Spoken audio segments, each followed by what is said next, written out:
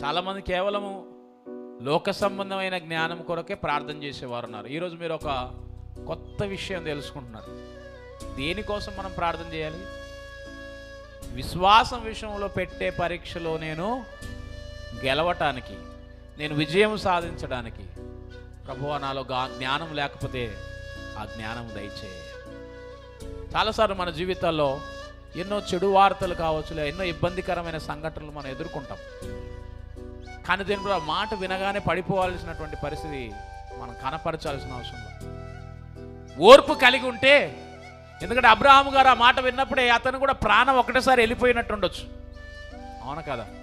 ఎవరైనా లేక లేక కలిగిన కుమారుణ్ణి నీవు నాకు అర్పించు ఇప్పుడు అన్నారనుకో, ఎంత వేదనగా ఉంటుంది. కానీ అబ్రహాము అక్కడ బాధపడలా, వేదన పడలా. ఆయన ఏం చేశాడంటే ఓపిక పట్టాడు. చూద్దాం, ఆ కొండ కూడా ఎక్కుతూ వెళ్తున్నారు, తన కుమారుణ్ణి తీసుకొని వెళ్తున్నాడు. అయినా ఓపిక పడుతున్నాడు. ఆ కట్టెల మీద పరుండబెట్టాడు, కుమారుని చేతులు కట్టేశాడు, ఆ కుమారుణ్ణి కూడా దానిపైన పడుకోబెట్టాడు.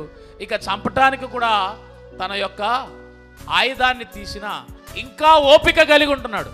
ఇంకా ఓపిక ఉంది. ఏం జరుగుతుందో చూద్దాం. విశ్వాసంలో ఎక్కడ ఆయనకు సందేహము లేదు. అనుమానముతో ఉన్న విశ్వాసం ఎప్పుడు గెలవదు. అందుకే సందేహం ఉండకూడదు మనకు. ఆ జ్ఞానం అడుగుతూ ఉండాలి, ధైర్యంగా ఓపిక కలిగి ఉండాలి. ఆ ఓపిక కలిగినటువంటి కాలంలో ఆయన సరి అయిన టైంలో మనం లేవనెత్తుతాడు.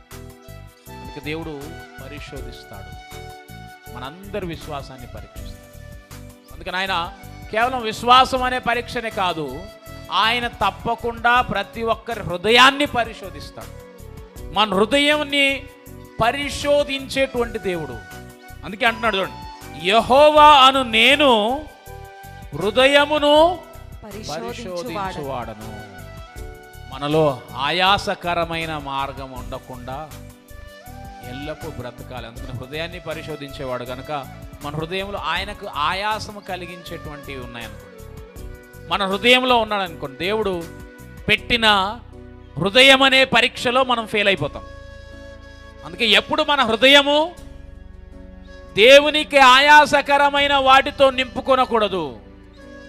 అవి కొన్ని మనకు సంతోషాన్ని కలిగించేవిగా కనిపించవచ్చు, కానీ దేవునికి ఆయాసకరమైనటువంటి వాటిని మన హృదయాలు నింపుకున్నామా, మనకు పెట్టబడే పరీక్షలో ఫెయిల్ అయిపోతాం.